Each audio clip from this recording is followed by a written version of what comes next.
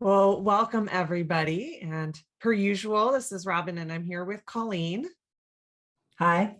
You got to say hi to us. That means say hi. Yes.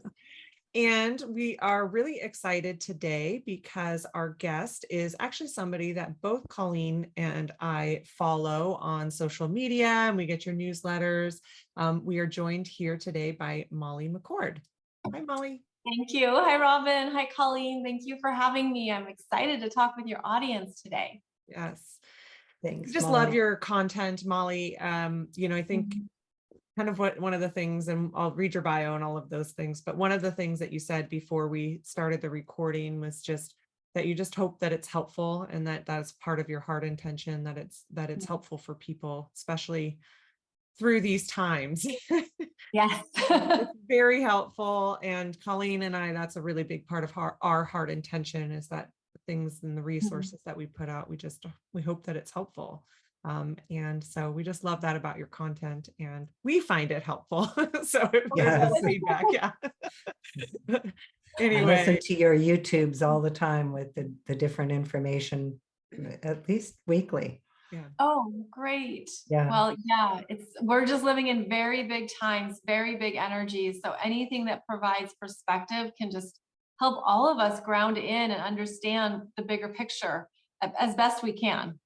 Yeah, exactly. Yeah. I saw a meme one time that it was like, can we just live in precedented times?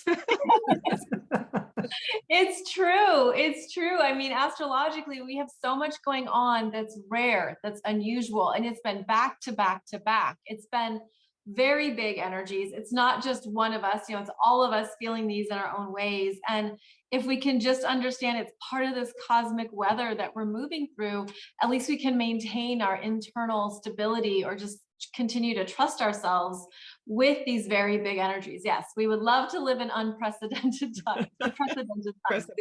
Yeah. Yeah. Well, and another thing that I just really love about your content, it's obviously very helpful, but it is in the same way that Colleen and I kind of present our content through these unprecedented times. And I know we don't have time to get into the really big aspects of that. You all can go and follow Molly, and I'll say that in a minute, to find out more details about the big transits and things that we have going on, but that you really talk a lot about the empowerment side of astrology, how you can utilize these transit because everything has, a shadow and a light side, and astrology especially has a shadow and a light side. And it's not that you don't talk about that, but it's like, okay, how can this contribute to your wholeness? How can this contribute to your empowerment as well? Absolutely. And I feel like we've been through so many big energies that are going to continue. Like, this is going to be just part of this decade and beyond, that we're really getting stronger and hopefully more clear in what works for us, what we need to trust, to know it's not personal, but it's ultimately designed to help us to continue to elevate, to understand more of what we can do on the planet, how we can help each other, how we can show up for each other, but also, of course, that starts with showing up for ourselves, with our authenticity, our gifts, our self-compassion, and just knowing when it's okay to be a little bit easier on yourself when we're going through these very big energies. So yeah, it's a lot. Yeah.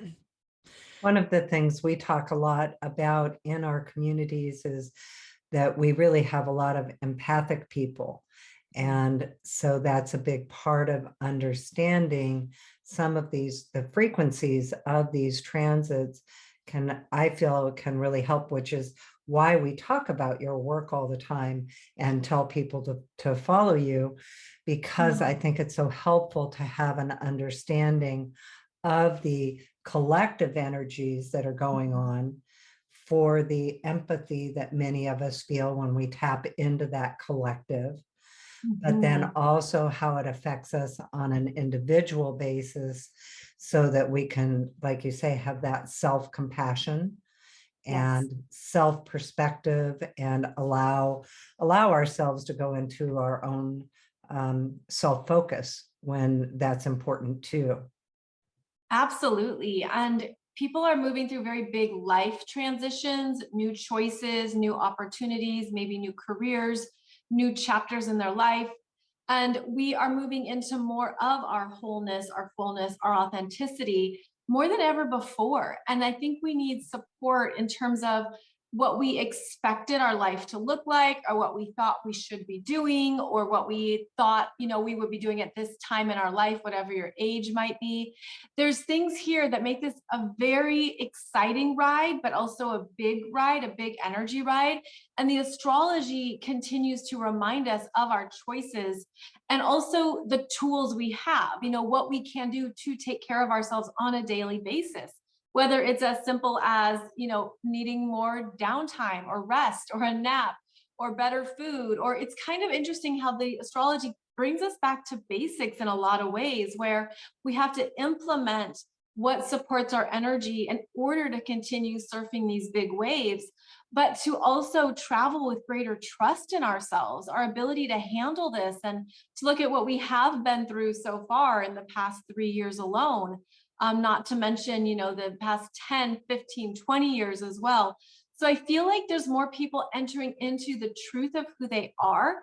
And that's a big theme with the astrology right now. It's really understanding that your gifts are needed, your talents are needed, what you're here to offer, how you're here to connect with people, to work with them, to touch them is needed more than ever. And it's almost like I feel like I can't stress that enough, because there's things about our human experience that can never be replaced, that can never be artificially taken over. I mean, we're seeing the rise of AI, that's in the astrology, but we need human touch, we need human connection more than ever. And I feel like something that is very empowering is that there's a place for all of us on this planet. And just as, more people step into their Reiki healing gifts or their energy gifts, their intuitive work, whatever they feel drawn to, there's room for all of us. And that's a great gift. That's part of the diversity on this planet.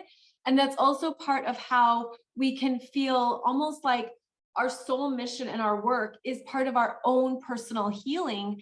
When you look back or connect with other times, other lifetimes, other dimensions, when you weren't able to be the fullness of who you are.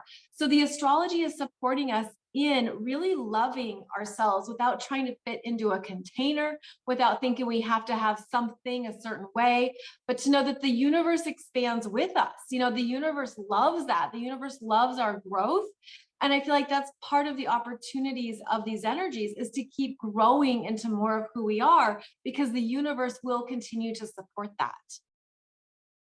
And, the other reminder piece of it that I see often enough in sessions and with our groups and things like that, and myself, me, right? Start with yourself type thing, is that we chose to come here at this time, and because we're powerful enough and because we're strong enough to bring in this really like this change of eons, right? We've been in these types of systems for thousands of years at this point, and we are here at this time to help bring in this change because we're strong enough. And like you said, like our gifts and talents are needed to bring about that change, and not to put the responsibility on everybody, but when it, on people, but when you are feeling that challenge, especially if you're an empath, to know that you are strong enough and that it matters that you're here, just even being in your authentic self, even if it's just healing yourself or, changing that generational trauma or the cycles of past lives, that we're here in this transition time because it matters for the future.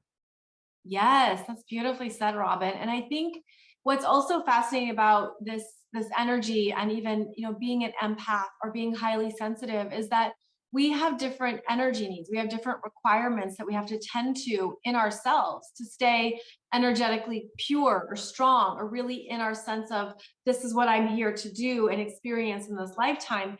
And so the astrology right now also reminds us of really looking at your boundaries, looking at what you need to fortify in yourself, trusting your voice, when it's okay to say no or to step away or to decline, and to know that that's okay. And as an empath, you're not responsible for taking care of everybody, but that can be part of what we, in a healing profession, or when we want to help people, we can go into that over providing or that over giving. So we're learning our own internal boundaries. We're learning, is my energy needed here or not? Can I hold off on this? Do I need to show up for this person, or do I need to show up for myself?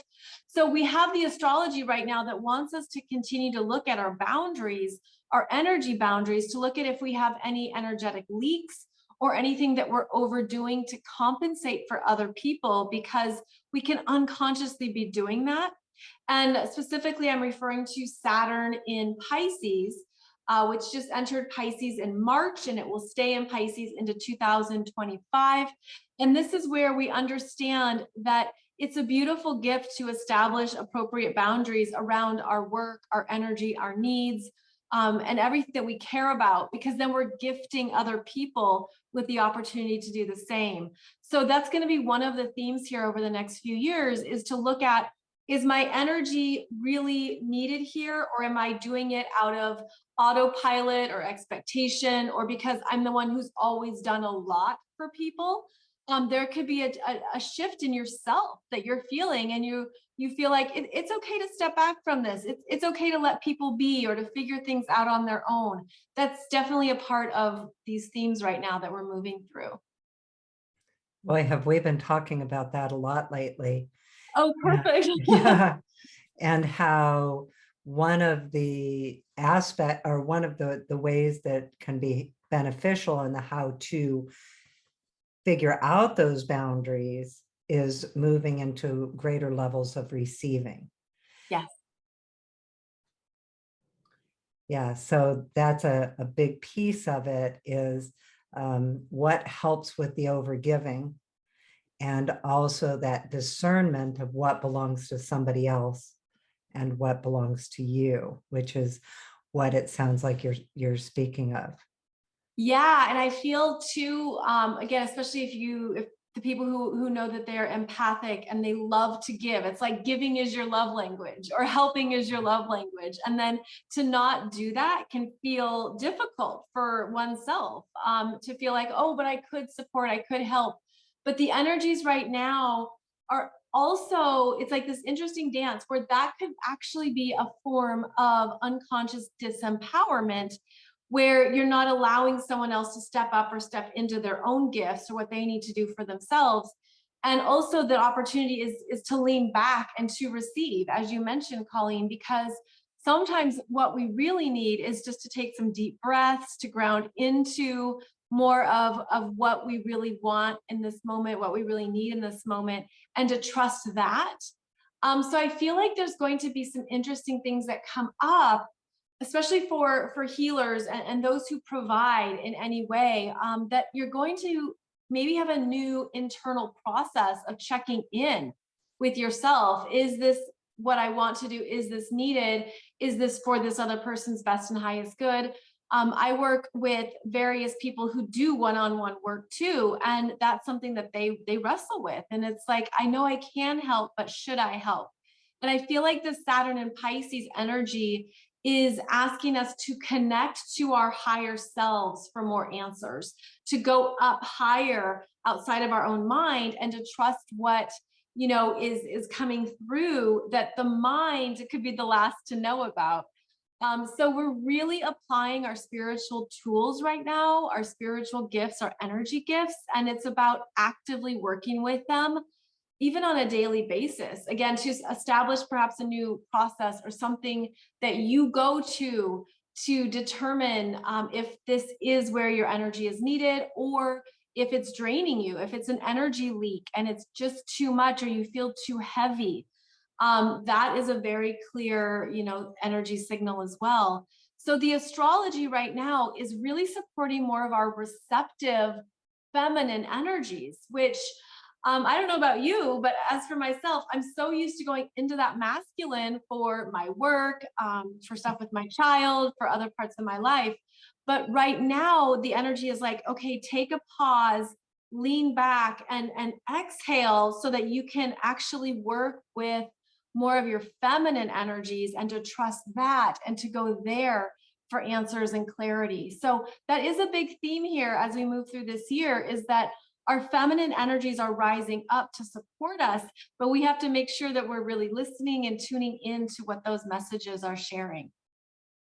It came through recently, actually, in a session about the higher frequency, because agreed about that divine feminine that's coming through. The higher Yeah. frequency of overgiving is nurturing, because nurturing, overgiving is only giving to other people, and kind of self-sacrifice as well. But when you have that Mhm. nurture energy, which is a part of the divine feminine, that it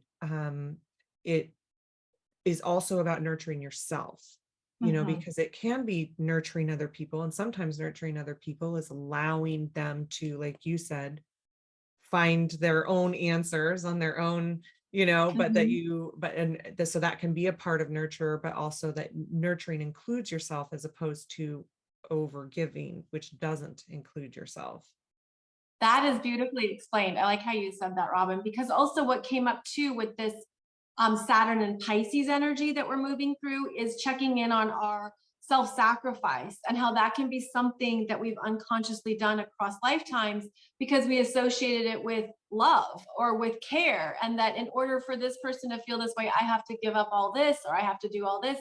And that's a very, I would say, an old model of energy that's outdated at this point, because now we are living in energies where people have more opportunities than ever to be in their power and to step up into their healing work, their personal work, right? Their inner child, their shadow work, their all the layers of ourselves, our emotional wounds and karma, and this whole plethora of a playground that we get to spend time in at times. This is where we can see people in their power more than ever, and then that changes our own roles. That changes, what that means to participate or to show up. So I feel like what we can do right now with this big astrology is to ensure that you aren't self-sacrificing, you're not overdoing or overgiving in a way that depletes you, but you're also doing it from a more detached space in yourself. Like there's that level of, I see this person as powerful. I know that I'm powerful, and that's where I want to connect, without any of those unconscious attachments that we can form, when we're trying to offer. But I feel like there's more people than ever who want to step into their spiritual path, their spiritual work, whatever that means for them. And it is a choice, of course. We know it's a free will choice. And on that note, we can have the expectation that, oh, everyone's going to be doing this work or people are going to dig into their shadow. But that isn't the case. It's not like everyone actually wants to do this work in this lifetime. So that is something to be honored too, where you could come across people, be it friends, family members, coworkers, clients, who really don't want to do their work. They want to be carried. They want others to continue to do something for them. So I feel like the astrology is going to continue to show us that, basically, that kind of energetic separation where you're feeling or understanding that, this isn't really jiving, this isn't really connecting, because I'm seeing that this person is overly reliant upon my energy, and that's not how I want to share my energy. And I mean this, not just professionally, but personally, like those friendships that are out of balance, right? Or things in our life where we just don't feel like it's mutual. So the astrology right now really wants you to continually check in with your own needs, with your heart, with your emotional self, with where your energy wants to go, and to make sure that you're honoring that and trusting it. So as you say that that's the astrology right now, and I know we had the big shifts with Saturn moving into Pisces and Pluto moving into Aquarius, and I know they're really big subjects, but is that what you're speaking of, is those particular transits? That's definitely a part of it, yes, because those are kind of like the bigger colors of the painting, if you will. Like they're the very significant energetic shifts. We also are going to have what we call the nodes of fate, the North Node and the South Node, changing signs in June, July, so coming up this summer. We're also going to see Jupiter enter Taurus in May. And we are starting some new eclipses in Aries and Libra this year. So we have a lot of shifts kind of all over the place. And it's part of also how we're shifting up, like we're elevating up into some new parts of our own energy frequencies to explore, to play with, to open up to, and to check in with right now, because there's parts of ourselves too that are made to continually evolve, to continually grow. And you could start to feel that in yourself, that at times, you know, when things feel heavy and dense and you're carrying a lot, you could be realizing this no longer fits my current energy. This could be something that's just not a part of who I am anymore, and I didn't realize it. What I've observed and found too is that we are really accelerating through belief systems, through the parts of ourselves that were limited in what we thought we were capable of, we thought we could do, or what we were here to experience. So our belief systems being the core foundation of our energy, and it's the subconscious belief systems. It's the parts of ourselves that are, you know, buried or hidden, and the fears. Those can be driving things that we're meant to see in a different way. We're meant to heal at this time. So there's multiple parts of our experiences that are very alive right now, and that can feel so overwhelming. It can be like exhausted and you don't know why. You could feel like there's a lot going on in my world. There's a lot happening around me.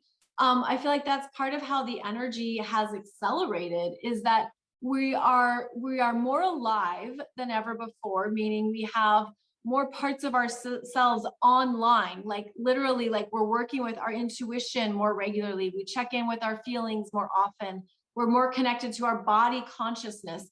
All of this is more active and more alive right now.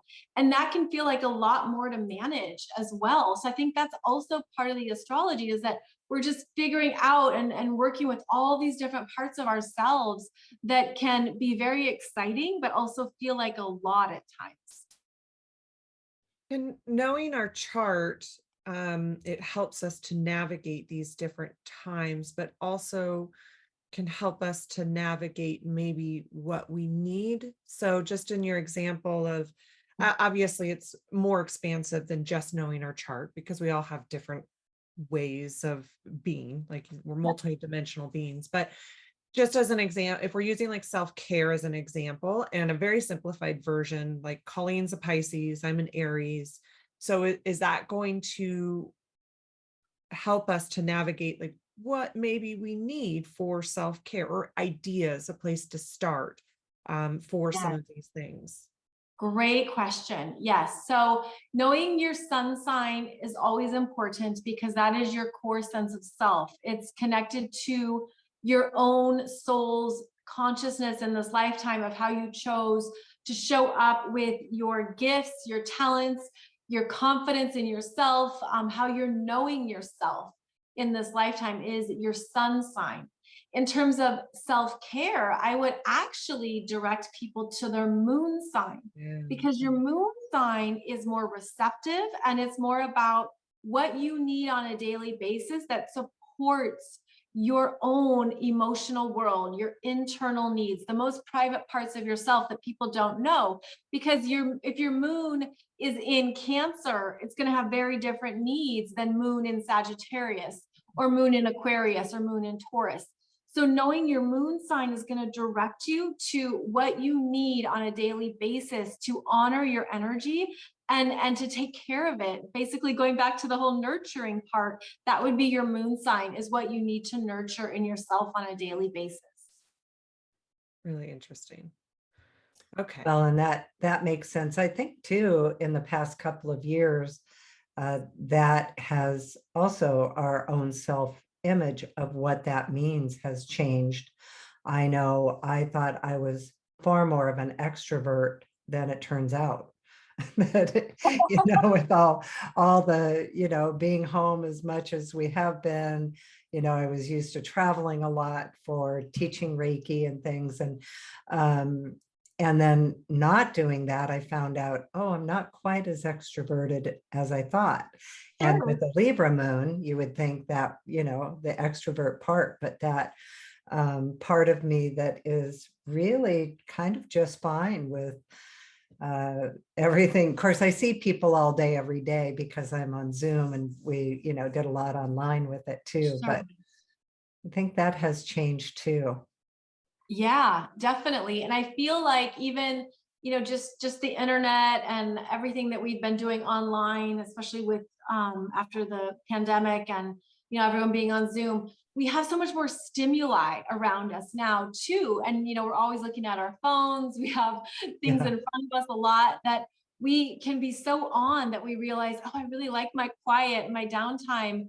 And that again helps to understand what your moon sign needs and to work with that honestly, to really approach it in a way that's best for you. And I find too that, when people discover their moon sign, things click and they're like, that's why I was this way when I was a child, because they could explain, like, some people who are maybe very interested in sports and they wanted to do all the activities and all the things.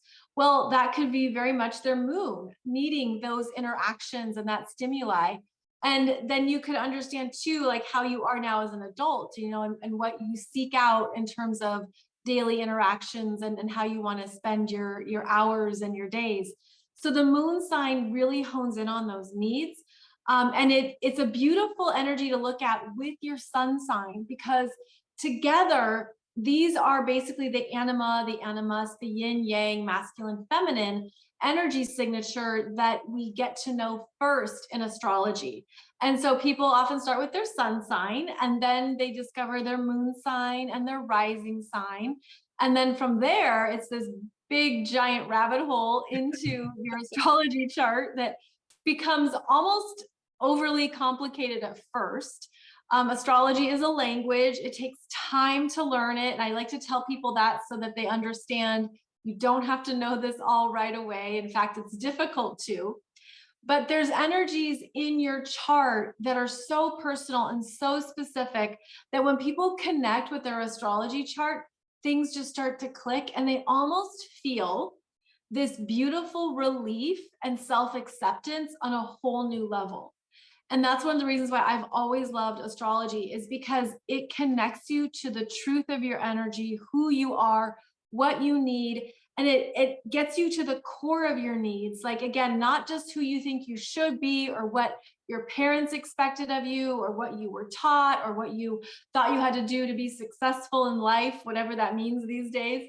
It's more about, this is the energy that I am. This is what I'm embodying and experiencing. And people just have these breakthroughs, and they often just feel so good about themselves because they feel understood. And you are understood, especially by the universe. But that's one of the reasons why I'm so passionate about astrology, is because it validates the core truth of who you are.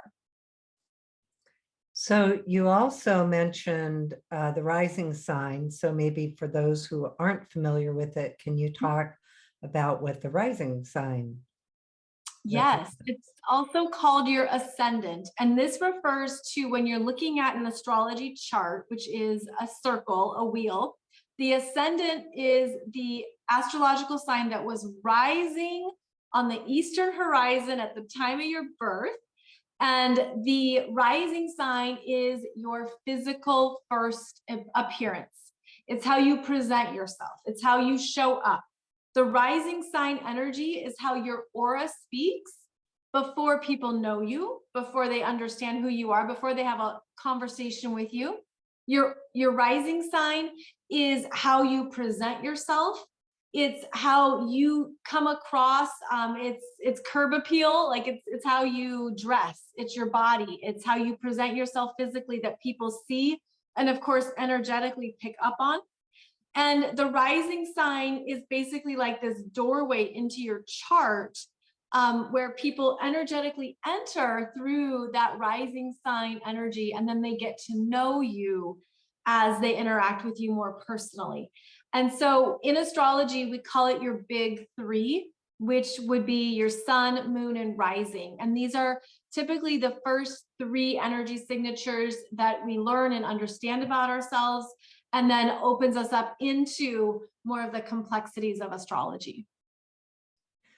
So the other thing that I often, for myself personally, working with astrology, is I think that it helps, out of anything, it helps define and understand the cycles that we are in, Yeah. because it actually helps you determine the beginning, middle, and end of cycles, the nature of it. It's not predictive per se, Right. but it gives you an idea of the cycles. And you brought up Jupiter coming in, and I happened to do some work around Jupiter this morning with Reiki and a deep meditation, and it came in as, for me, practical, stable expansion. And so that helps with some of the things Robyn and I have been talking about with our business structure and some of the other things that we're doing, to be aware of, oh, during this time, I'm in the cycle and it's going to be practical, stable expansion. So then how I work within that knowledge. So can you explain some of that, the cycles and the timing that astrology helps us with? And then also, if you want to get into a little bit about Jupiter. Yes, absolutely. So one of the gifts of astrology is that it shows us the cycles and the themes and what will be highlighted, what might come up, and again, the timing of it as well. And so this is where astrology is evolving, where it's being seen as less of like a strict predictive tool, which actually becomes more complicated when we have so many potentials these days, when we've opened up so many different energetics, that there's multiple potentials that can unfold within a cycle, within a theme.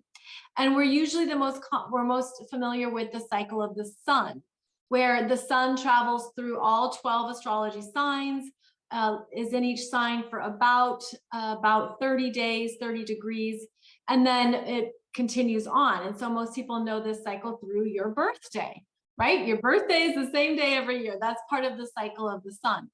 And then we have multiple cycles with the moon that moves through all 12 astrology signs in about 28 to 29 days. And then from there, every planet has its own cycle, its own timeline that it takes to move through an astrological sign. And then there are also the retrogrades. And so most people are familiar with Mercury retrograde. It happens 3 to 4 times a year for about 3 weeks at a time. And this is another cycle that we can actively work with to just adjust our expectations, to understand how the energy shifts and slows down. So when we look at these cycles in astrology, we're understanding more of what's more likely to come up or unfold, what we can perhaps see showing up in our own lives, and to manage our expectations while also making the most of something as it comes up as well. So like you mentioned, Colleen, about Jupiter, well, Jupiter is going to enter Taurus in May 14th, I believe, and it will stay there for a year. And Jupiter spends a year in each astrological sign. So it hasn't been in Taurus for about 12 years. So this is the first time it moves into Taurus, and it will amplify and really show us more about the Taurus qualities in our lives that we want to expand, grow, and develop. And that's because Jupiter is the archetypal energies of wisdom, expansion, what we're learning, how we're seeing things in a broader way, a bigger way. Jupiter brings in more abundance and benefits. Typically, we like to see what Jupiter's doing, not only for the collective, but in our own charts, because it shows us where there can be rewards, opportunities, things are easy, there's more flow. So as Jupiter moves into Taurus, it will open up more of these Taurus qualities around what we value now, what we want to build our life on, what matters to us. And Taurus being a fixed earth sign, it is about really making some clear decisions about what we need in our lives, what is practical, what's realistic, but what also brings us joy, because Taurus is also about the physical world, our 5 senses, what brings us pleasure. So with Jupiter entering Taurus, there could be more things that you want in your life that just give you more of a happy experience. I mean, you could say, well, I want to spend more time in my garden. I want to, I always think of Jupiter in Taurus as a money tree. one of those trees that you keep. I actually have two of them. They're my favorites, but they're like what you want to flourish, what you want to grow. So that's going to be an important cycle here for us to work with and to make the most of with Jupiter and Taurus. Molly, that's really fascinating. And also this is the thing about astrology. You get to, if you know these things that are coming up, you get to like spend time and reflection around it, listen, do some healing work, do that empowerment, gifts and talents work too, so that you can go into the transit in a conscious way, which is a big part of your message, like astrology for conscious living.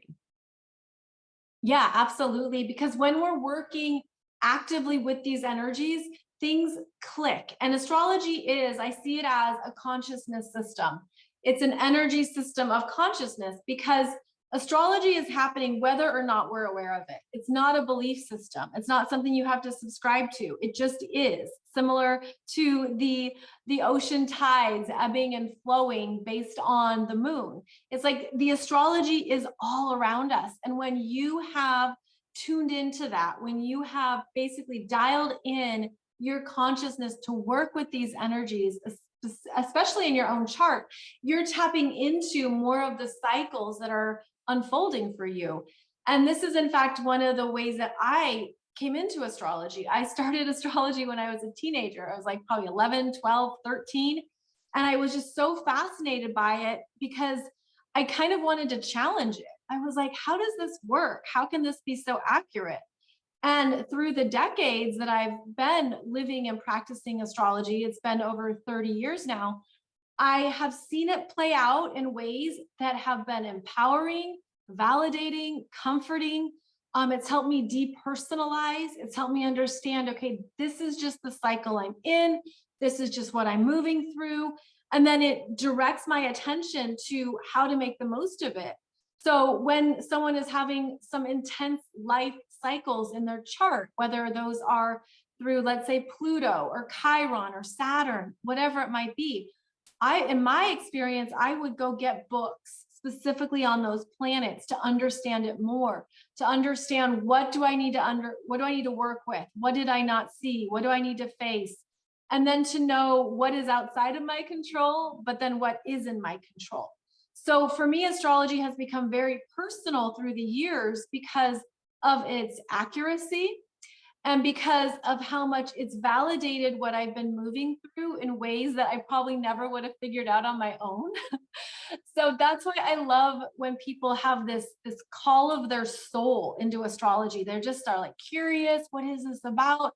That's your soul calling you into this energy system so that it can support you. It can show you what's going on in your life. It can help you see things from an energetic standpoint, outside of the mind, outside of the ego, and help you understand what you're moving through, how to work with it powerfully, and what's it about. So I guess getting back to, the cycles we talked about, those cycles work with each of us individually. And when you know more of the cycles happening in your life, it helps you, it's almost like it just can help you relax into it and understand this is what my soul signed up for, or this is what I'm ready for. Even if I don't think I'm ready for this level of growth, healing, development. So it's a beautiful gift I feel that we have to navigate this wild human journey. It's really funny because I was actually going to ask how you got into astrology, and then a different question tumbled out. So, because you have a degree in political science, women's studies, and a master's in international relations and diplomacy. So you started astrology earlier than that. How does that all fit into the picture? Oh yeah, no, I mean, I've been doing astrology, as I said, for over 30 years now. And it's something that's always traveled with me throughout my life, like throughout being in college and in my 20s and my 30s. I'm now in my 40s. And it's always been something that's helped me understand my own journey more personally. And I never took it seriously as something I could do professionally. I didn't know how, I didn't know when, I didn't know. It was never something I did thinking it would be my soul mission. And that's, of course, when the universe laughs at us and says, see, you never thought this would be what you're doing. And in fact, I mean, full confession, I don't even consider it work. I'm just like loving what I do. I'm happy it supports people. I want to give people more. It just gives me life. And I have such gratitude that this can be what I do that supports people, because it's always been a hobby and a passion of mine. And to see how things played out, I mean, when I think about my degrees and, my education and what I've done professionally, the universe basically shut all that down and said like, and led me to this. And I didn't like that. My ego didn't like that. There's parts of me that was like, but what was the point of this? I was on this path, I was going in this direction. So I share that thinking that it's probably relatable to people, in your community who thought, you had something else you were going to be doing with yourself, with your career, with your education. But the universe said, no, this is where we need you. This is what you're good at. This is how you can help people. So I feel like that's also a big theme, getting back to the astrology right now, of the universe needs people who are on the front lines, who are available, who can support people through these bigger energies. And, they're going to continue through this ascension cycle as well. So astrology has been this unexpected, direction for me. And I'm ultimately just so grateful. So Molly, why don't you share with us some of the offerings that you have? I know people are going to be curious about finding you. And of course, we will put that on our description and everything. You are Molly McCord .online is your website. Correct. Yes. Molly McCord .online. I'm also on YouTube, where you'll find my podcast and a lot of videos and tons of information in my playlists. I'm also very excited about my book, Awakening Astrology, Yes. because I wrote it for people who are newer to astrology as well. Like if you've never picked up an astrology book, this will hold your hand. And then we're going to dive into some of the specifics of your energy and of your chart, so that you can really tap into more of your gifts, your strengths, what you're here to do. And that is ultimately, what astrology guides us to. So the book Awakening Astrology focuses on your 5 key planets, which are your sun, moon, Mercury, Venus, Mars. These are the 5 planets that make you, your personality, your needs, who you are, what you enjoy. And when you go into that even more, you can be really surprised by how validating it is. So the book is there for people to dive into. I'm an author of 10 other books. I've written other spiritual books, memoir, travel books as well. So doing the writing thing and being an author has always been a passion of mine. And I also love teaching classes. So I have a lot of online programs for people. If you're brand new to astrology, if you are looking to get into this, I have a 101 course that is visual. So you're looking at the visuals of astrology and connecting it with your chart. So that's another way that people can, dive into this and really get to the heart of more of who they are. And all of that information is on your website. So your book, and is your book on Amazon, or how do people get your book, Awakening Astrology? It is on Amazon. It's in bookstores. There's a Kindle version, and there is audiobook version as well. It's called Awakening Astrology. And then I do events. I do have an event coming up in September. It's an Alaskan cruise, where it is myself and a group of other healers, intuitive psychics. We're all on this cruise together, and it's a 7-day cruise through the Alaska Inner Passage.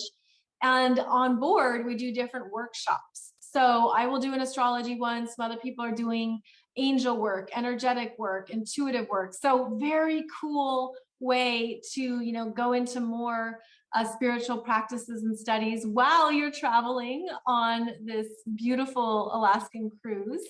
And then I have some more events coming up later this year and into 2024. They're not, the events aren't live yet. They'll be on my website under events when they open up. But yeah, there's other things in the works, because I feel like it's important to bring people together right now, to meet each other, to get to know one another, to share, to even, meet again if you feel like soul family. is showing up for you to meet again in this lifetime. So that's also something important to me right now. That is so fun that you're doing the Alaskan cruise. So I'm going to be in Egypt in September. Otherwise, I would be like, oh, that would be high on my list of something I wanted to do. Oh, I would love to be in Egypt with you. So Right? Yeah. everything will line up at another point in time. That's awesome. Absolutely. Go ahead, Robyn. Well, I was just going to put say her stuff. So you can find her website, Molly McCord, and McCord is with 2 C's, .online. Her Insta is Moxie, MOXIE, Molly 11 Astrology. Facebook is Molly McCord at conscious.cool.chic, CHIC. Her YouTube is Molly McCord Astrology. Podcast is Intuitive Astrology with Molly McCord, and TikTok is Molly McCord Astrology. No, that was a mouthful. We will put all of the links in the description so you can go there and find her. Essentially, I think you can probably Google Molly McCord Astrology and find all of her things, but we definitely recommend you go follow her. She's a wealth of information and very helpful. And I'm really excited about your book too, Molly. Thank you. And I'm laughing because I get so tired of hearing my own name. It's like, oh my gosh. I know, totally. Molly McCord. Yeah, it's a funny thing when your name is your brand, but yes, I hope that any of those things can support people, whether you are just putting your toe into astrology or you're ready to dive in even more. There's something that will meet you wherever you are. So thank you so much for sharing that. I really hope it helps people with this world of astrology. Well, thank you. And as I say, we have been recommending you. And because with all of these transits, I just find that the way you describe astrology and the transits and the cycles is very relatable, also understandable for someone who is not very versed in astrology. And so I just love your content and your work. And so for everybody, I also recommend that you get her newsletter, because I do get your links to the different content that you are producing pretty amazingly that on the different transits coming up. And it's so helpful to just have an understanding of these really significant cycles that we are in. And we talk about how we use Reiki to elevate into the higher consciousness levels of these transits. And that's why I feel like your information is such a match, because that's what you are doing as well. Well, thank you. I appreciate that. That's so kind. And I feel like this is the time for healers to shine, to come forward. Like we only need more healers in the world at this point. We only need more energy workers and guides. And it's like, it probably will become more regular for everyone to have, the Reiki guide that they go to as often as they need to. Like it's becoming more commonplace. It's exciting to see that more people want this, they need this, they understand the value of it, and that it's something that beautifully supports us. So I really appreciate your time and discussing all this and connecting with your community, because I just feel like we need more people who can be here in this human experience, supporting each other right now. Sharing community. Yeah. Awesome. Well, Molly, thank you so much for being on. That was so fun, and many blessings to you. You can find Colleen and I at reikilifestyle.com. All right. Thank you all. Thank you, everyone. Bye.